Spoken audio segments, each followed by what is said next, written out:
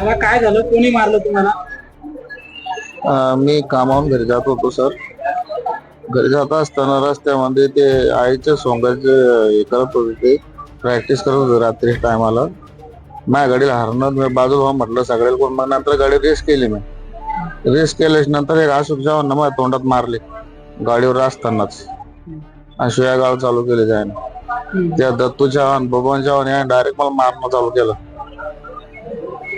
Direct काड्यानेच मारणं चालू केलं मला त्याने. तर मग गाडी पुरी फोडी सर त्याने. मला बी इथलं बी एकदम मारलं. शास्त्राव चव्हाण कुऱ्हाड टाकले माझ्या डोक्यात. हा, कुऱ्हाड मारली. त्याच्यानंतर खाली बोर्डून पोलीस स्टेशनला गेले की? पोलीस स्टेशनला रात्री गाडी घेऊन गेलतो आम्ही, पण त्यांना काही ते म्हणे तुम्ही दवाखान्यात परवा म्हणे, नंतर पाहू म्हणे. कोणतं पोलीस स्टेशन आहे? Tembhurni police station.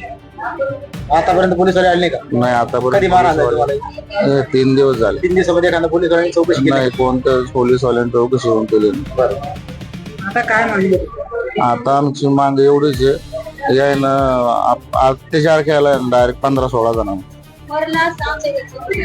15-16 जणांनी अत्याचार केला डायरेक्ट. त्यात साबळे कंपनीतले 34 बापले आहेत. कोणी कोणी मारलं तुम्हाला, नाव माहिती? भिका साबळे, इला साबळे, तिथून नाही तर लखन साबळे, बबन चव्हाण,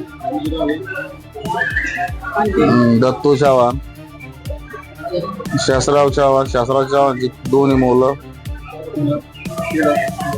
पुन्हा हे आपले भास्कर चव्हाण, किशोर चव्हाण यांनी मारलं मला. काय नाव आहे तुमचं? विनोद अण्णा चव्हाण.